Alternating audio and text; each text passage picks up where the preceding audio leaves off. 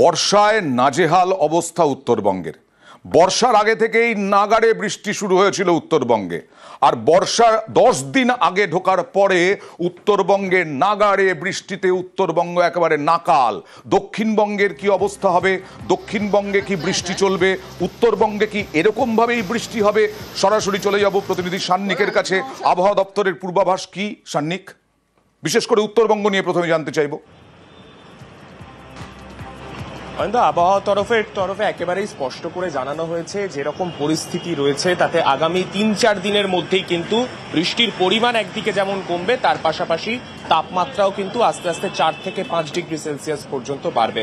এবং বাতাসে যেরকম অতিরিক্ত জলীয় বাষ্প রয়েছে তার জন্য দক্ষিণবঙ্গে কলকাতা সহ প্রত্যেকটি জেলাতেই একটা অস্বস্তিকর গরম বৃদ্ধি পাবে, সেই বিষয়েও কিন্তু আপাতত স্পষ্ট করা হয়েছে। অর্থাৎ যে গভীর নিম্নচাপের পূর্বাভাস কদিন ধরেই দেয়া হয়েছিল হাওয়া অফিসের তরফে, তাতে বেশ কিছুটা কিন্তু একটা মনোরম পরিবেশ বেশ কয়েকদিন ধরে কলকাতা সহ দক্ষিণবঙ্গের জেলাগুলোতে আমরা টের পেয়েছি।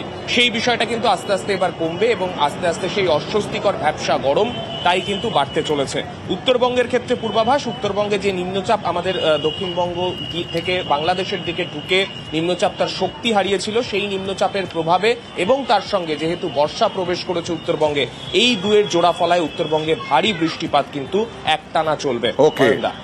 তার মানে আগামী কয়েকদিন দক্ষিণবঙ্গ মানে আমরা ভ্যাপসা গরম, তার সঙ্গে রোদে পুড়তে হবে। 5 ডিগ্রি পর্যন্ত তাপমাত্রা বাড়বে, কি বলছে হাওয়া অফিস দেখুন। দক্ষিণবঙ্গে 1 তারিখ 2 তারিখ 3 তারিখ প্রত্যেক দিনই ওভারঅল পুরো দক্ষিণবঙ্গে বিক্ষিপ্ত বৃষ্টিপাতের সম্ভাবনা রয়েছে। যেহেতু মনসুনের একটা আবহ শুরু হয়ে গেছে, সেই জন্য পার্টলি ক্লাউডি স্কাই থাকবে, কিন্তু বৃষ্টিপাতের সম্ভাবনা বিক্ষিপ্ত বা কিছু জেলায় কিছু জায়গায় বৃষ্টির সম্ভাবনা, কিছু জেলায় বিক্ষিপ্তভাবে বৃষ্টির সম্ভাবনা। ভারী বৃষ্টিপাতের সম্ভাবনা আপাতত দক্ষিণবঙ্গে নেই। উত্তরবঙ্গে বেশিরভাগ জায়গাতেই ভারী বৃষ্টিপাতের সম্ভাবনা রয়েছে, মালদা বাদ দিয়ে। কি হবে উত্তরবঙ্গের? আগামী কয়েকদিন ভারী বৃষ্টিপাতের সম্ভাবনা রয়েছে। এখনই তো এই অবস্থা রাস্তার। কোন রাস্তা এটা? 7 সিস্টার্সের সঙ্গে সংযোগকারী রাস্তা, অর্থাৎ ত্রিপুরা, আসাম, মেঘালয়, মিজোরাম, নাগাল্যান্ড, এই সমস্ত জায়গার সঙ্গে সংযোগকারী রাস্তার অবস্থা কি দেখুন। সংযোগকারী রাস্তায় গর্ত, বীরপাড়ার গেরগান্ডা নদীর ব্রিজে বড়সড় গর্ত। কি অবস্থা? সরাসরি চলে যাব রাজকুমারের সঙ্গে কথা বলবো। রাজকুমার, একদমই অত্যন্ত ভয়ঙ্কর অবস্থা অয়নদা। তার কারণ হচ্ছে একেবারে রাতভর প্রবল বর্ষণে ভোর রাত থেকে কিন্তু এই ধস নেমেছে। একেবারে বীরপাড়াতে যে গেরগেন্ডা নদীর যে ব্রিজ, সেই ব্রিজের কাছেই জাতীয় সড়কে বড় ধস এবং গর্ত হয়ে গেছে। যান চলাচল করতে পারছে না, রাস্তার একদিক দিয়ে বিপজ্জনকভাবে যান চলাচল করছে। কিন্তু জাতীয় সড়ক কর্তৃপক্ষের তো অয়নদা কোনো হুঁশই নেই, তারা এখনও এই রাস্তা মেরামতের কাজ শুরুই করেনি। ফলে প্রচণ্ড ক্ষোভ ছড়িয়েছে এলাকায়। এমনকি যে 7 সিস্টারের এই সংযোগকারী এই রাস্তা নিয়ে কিন্তু মানুষের মধ্যেও ক্ষোভ বাড়ছে। কখন জাতীয় সড়ক কর্তৃপক্ষ এই রাস্তা মেরামতের কাজ শুরু করে, এখন সেটাই দেখার। একদম স্থানীয়রা একবার দেখাবো। এটা প্রতিবারই হয়, এটার কেন সুরাহা হয় না? এটা 2 বছর 1 বছর পর পরে এই জায়গাটা তো ভাঙেই ভাঙে। তার মধ্যে এখন আজকে খুব দুঃখের বিষয় যে ব্রিজটাও ভেঙে গেছে। ব্রিজটা যেভাবে বসে গেছে এটা তো ভবিষ্যতে চলার মতো নেই। আসাম, অরুণাচল, সমেত ত্রিপুরা সমেত 7টা স্টেটকে আমাদের কভার করে।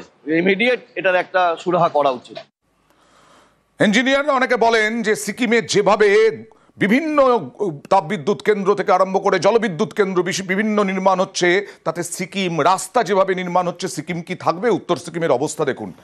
অল্পের জন্য বেঁচে গেল জলবিদ্যুৎ প্রকল্পের একটা প্রকল্প, অল্পের জন্য শিবানী বাজার এলাকায়, সিংতামের শিবানী বাজার এলাকায় ধস, পাশেই বিদ্যুৎ প্রকল্প, অল্পের জন্য রক্ষা, আতঙ্কে এলাকায় হুড়োহুড়ি। সরাসরি চলে যাব প্রতিনিধি পার্থর কাছে। পার্থ, কি অবস্থা?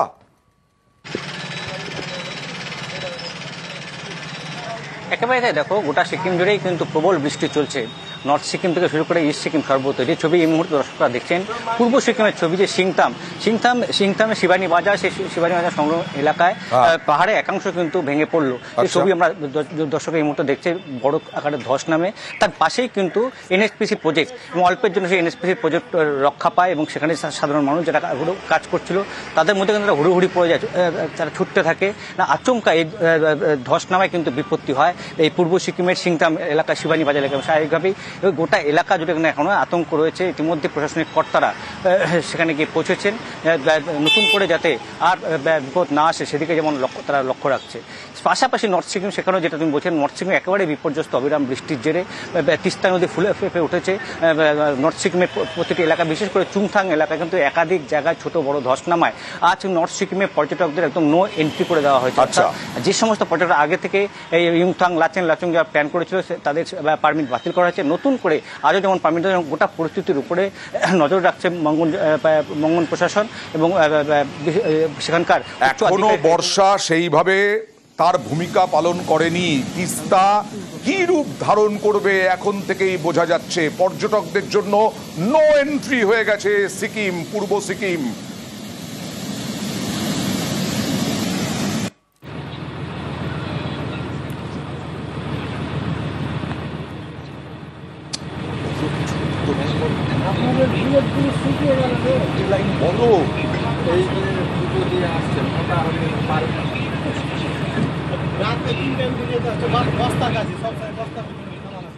আর বানারহাটের পরিস্থিতি আপনাদেরকে দেখাবো। বানারহাটে ভুটান পাহাড়ে অতিবৃষ্টির জের, বানারহাটে জল ঢোকার আশঙ্কা, হাতিনালা ভেসে যাওয়ার আশঙ্কা।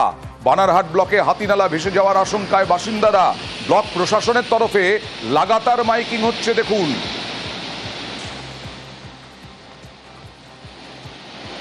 31 মে 2025 শনিবার ভুটানের পাহাড়ি এলাকায় প্রচুর বৃষ্টি হবার সম্ভাবনা রয়েছে। তাই আজ ও আগামীকাল বানারহাট হাতিনালার পার্শ্ববর্তী সকল অধিবাসীদের সতর্ক থাকতে অনুরোধ করা হচ্ছে। আমরা সতর্কতা অবলম্বন করব 30 এবং 31 তারিখ। তবে এই ভুটান পাহাড়ে প্রবল বৃষ্টিপাত হলেই যে এই জলোচ্ছ্বাসের নিয়ে হরপাবানের যে সমস্যা, আমরা অধীর আগ্রহে অপেক্ষা করে আছি কবে এই সমস্যার থেকে বানারহাট এলাকার মুক্তি ঘটবে। ইন্দো ভুটান যৌথ নদী কমিশনের দাবি যে উঠেছিল, সেই কাজও দ্রুততার সাথে শুরু হোক এবং বানারহাটে বাস্তবিকভাবে বিভিন্ন কর্মকাণ্ডের মধ্য দিয়ে এই সমস্যার থেকে আমরা রেহাই পাই, এটাই কামনা করব। আর ডুয়ার্সে রাতভর ঝড় বৃষ্টি। জলপাইগুড়ির বিন্নাগুড়িতে ঝড়ে অঘটন, ঝড়ের দাপটে গাছ উপড়ে গাড়ির ওপর, দেখুন। হলদিবাড়ি বিন্নাগুড়ি রাজ্য সড়কে বিপত্তি, গাড়ির ওপর গাছ পড়ে জখম 2। জলপাইগুড়ির বিন্নাগুড়িতে রাতভর বৃষ্টি। আমার বাড়ির উপরে গাছটা পড়লো আর তার নিচে আমার গাড়িও চাপা পড়লো। আজকে দুটো গাড়ি চাপা পড়ে, দুটো গাড়ি। একটা রানিং ভেহিকল ছিল রাস্তায়, একটা লেডি আর একটা জেন্টস ছিল, তার মধ্যে ওরা আহত হয়েছে। ওদেরকে বাইর করে আমরা ওদেরকে সরকারি হাসপাতালে পাঠানোর জন্য ইয়ে করেছি। কটা বাড়ি নষ্ট হয়েছে? বাড়ি আমার এটা নষ্ট, আর পাশের বাড়িটাও আঘাত হয়ে গেছে। দুটো বাড়ি আঘাত হয়েছে। এই গাছটা অনেক দিন থেকে কিন্তু রিক্সের, একটা প্রশাসনকে যে পিডব্লিউডি কে সবকে জানানো আছে এই গাছটা পড়বে বলে, ডাল কাটার জন্য কতবার কমপ্লেনও করা হয়েছে। সারা রাত বৃষ্টি যে হয়েছে, তারপর গাছের লোডটা বাইরে এই গাছটা পড়ে গেল। এখন 2 জন গাড়িতে ছিল, 2 জনে আহত হয়েছে, 2 জনকে হসপিটাল নিয়ে পাঠাই দিছি আমরা। যারা আহত হয়েছে ওদের বাড়ি কোথায়? এই বিনাগুড়ি লোকালি। একজন মহিলা যে ছিল ওইটা কলকাতা বাড়ি, বাইকে গেছে, ওইটা অনেক বড়। কেন মেন গাছটা যদি ওর গাড়ির উপরে পড়লে কিন্তু বাঁচত না। প্রতি বছর রুদ্রমূর্তি তিস্তার, প্রতি বছর। আর তার জেরে আমাদের এখানেও অনেক জায়গাতেই বিপর্যয় নেমে আসে। আর এবার তিস্তাকে এই রুদ্রমূর্তি কন্ট্রোল করা হবে কিভাবে? খনন কাজ শুরু হবে। তিস্তার গভীরতা বাড়ানোর কাজ শুরু হবে। প্রথম পর্যায়ে 60 কিলোমিটার নদী খননের সিদ্ধান্ত। বিস্তারিত জানবো প্রতিনিধি শান্তনুর সঙ্গে। শান্তনু, কি খবর রয়েছে? কবে থেকে কাজ শুরু হতে পারে? দেখো গত 2023 সালের যে ভয়াবহ প্রাকৃতিক দুর্যোগ হয়েছিল সিকিমে সেই পরবর্তী পরিস্থিতিতে তিস্তা যে পরিস্থিতি দাঁড়িয়েছিল তাতে কিন্তু দুটো গ্রাম নিশ্চিহ্ন হয়ে গেছে গত বছরের বর্ষায়। তারপর থেকে নদীকে নিজস্ব নিয়ন্ত্রণে আনার জন্যই কিন্তু পরিকল্পনা চলছিল এবং সেচ দপ্তর যেটা মনে করছিল নদী বিশেষজ্ঞদের সঙ্গে যৌথভাবে, সেটা হচ্ছে নদীকে খনন না করলে কিন্তু এই বিপদের হাত থেকে তিস্তা এবং তিস্তা পাড়ের বাসিন্দাদের রক্ষা করা যাবে না। সেই কারণেই তারা কিন্তু একটি ড্রেজিং এর প্ল্যান কিন্তু রাজ্য সরকারের কাছে পাঠিয়েছিল, যা অনুমোদন হয়েছে। এবং সেই অনুমোদন প্ল্যানিং এ যেটা দেখা যাচ্ছে এবং বলা হচ্ছে যে সেবক পাহাড়ের নিচ থেকে ময়নাগুড়ি পর্যন্ত, যেটি কিন্তু মাঝখান দিয়ে 4টি ব্লক রয়েছে, মালবাজার, রাজগঞ্জ সদর এবং ময়নাগুড়ি, এই 4টি ব্লকে 60 কিলোমিটার এলাকা জুড়ে তিস্তা নদীকে পুরনো যে গতিপথ ছিল স্যাটেলাইট মানচিত্রে এবং পুরনো যে তথ্য অনুযায়ী সেই জায়গা দিয়ে তাকে আবার পুরনো জায়গায় ফিরিয়ে আনা হবে। মোটামুটি প্রথম পর্যায়ে 60 কিলোমিটার কাজ শুরু হবে, বর্ষার পরবর্তী সময়ে সেই কাজ শুরু হয়ে যাবে। কিন্তু তার আগে নদী এই বর্ষে কোন পথ দিয়ে বয়ে যাচ্ছে, কোথা দিয়ে সেটা পুরনো পথে ফেরানো যাবে, সেই পরিকল্পনাও কিন্তু এই বর্ষা অর্থাৎ আগামী 4 মাস রূপরেখা তৈরি করা হবে এবং সেই প্ল্যানিং অনুযায়ী কিন্তু বর্ষা শেষ হতেই কাজ শুরু করে দেওয়া হবে এবং সেই নদীকে পুরনো গতিপথে ফিরিয়ে দেওয়া হবে। তাতে আগামী বর্ষায় তিস্তাপাড়ের বাসিন্দার অনেকটাই বিপদমুক্ত হবে। তিস্তাপাড়ের বাসিন্দারা কি বলছেন একবার দেখাই। আমাদের তো সুবিধা হবে, কারণ হচ্ছে নদী খনন না হওয়ার জন্য তো আমাদের জমি যেগুলো আছে সব ভেঙে যাচ্ছে, আর নদীতে জলটা যদি ওই খননে ওদিকে দিয়ে চলে যাবে আমাদের জমিগুলো বেঁচে যাবে, আমাদের খুব উপকার হবে। যে একটা সুফল পাওয়া যাবে আশা করছি। নদী তার তিস্তা তার নিজের গতিতে তার গতিপথ পেয়ে যাবে। মানে আপনারা খুশি? খুশি, হ্যাঁ আমরা খুব খুশি। আমাদের এটা অনেকদিন ধরে পরিকল্পনার মধ্যে ছিল, অলরেডি এটা ডিপার্টমেন্ট হ্যান্ড ওভার করে দেওয়া হয়েছে WBMTDCL, West Bengal mineral development and trading corporation limited. ওরা আবার ভেন্ডর অকশন করে ভেন্ডর ঠিক করে, সেটাও হয়ে গেছে আমি জানি, প্রসেসের মধ্যে আছি, শীঘ্রই কাজ টেক আপ করবে। চ্যানেলটাকে আমরা সেন্ট্রালাইজ করতে পারবো, মাঝখানের দিকে গতিপথটাকে নিয়ন্ত্রণ করতে পারলে, ঠিলতে পারলে, তাহলে ব্যাংক প্রোটেকশন যেগুলো আছে আমাদের লেফট এবং right both side protective area আছে, সেগুলোর উপরে এফেক্ট কমে যাবে।